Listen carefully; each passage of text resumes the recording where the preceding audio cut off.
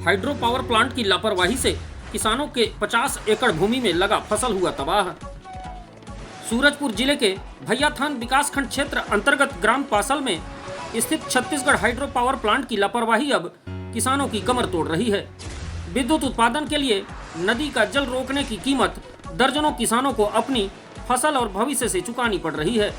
वर्तमान में पासल और भैयाथान क्षेत्र के करीब 50 एकड़ उपजाऊ भूमि जलमग्न हो चुकी है, जिससे किसान बेहद परेशान और आक्रोशित हैं। धान की रोपाई के लिए तैयार जमीन अब पानी का सैलाब है। कई किसानों ने धान का थरहा डाल रखा था तो कई खेतों में बुआई भी हो चुकी थी, लेकिन पानी भर जाने से सारी मेहनत अब पानी फिर गया है।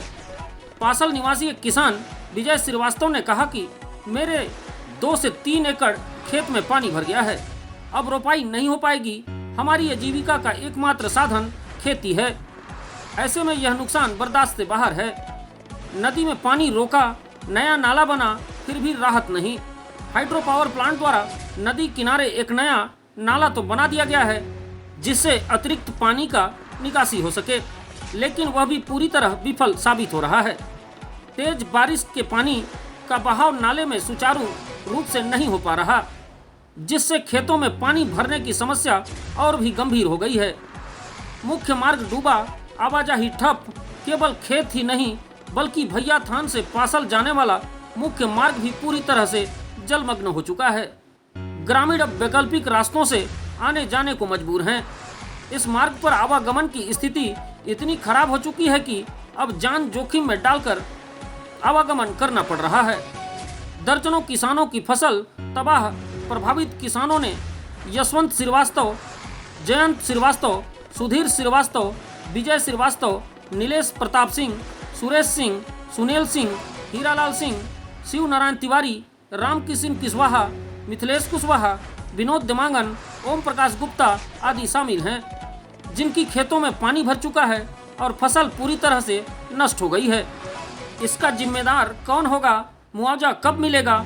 हाइड्रो पावर प्लांट के कार्मिक प्रबंधक संतोष सिंह ने दावा किया कि किसानों के नुकसान का आकलन राजस्व विभाग द्वारा करवाया जाएगा और पात्र किसानों को मुआवजा दिया जाएगा। लेकिन अब सवाल यह है कि आखिर कब यह सब होगा? एसडीएम सागर सिंह ने बताया कि पासल मार्ग पर जलभराव को देखते हुए प्लांट प्रबंधन को निर्देशित किया गया है कि तत्काल सूचना पटल लगाएं और नागरिकों को वैकल्पिक मार्ग से आने जाने की व्यवस्था सुनिश्चित करें।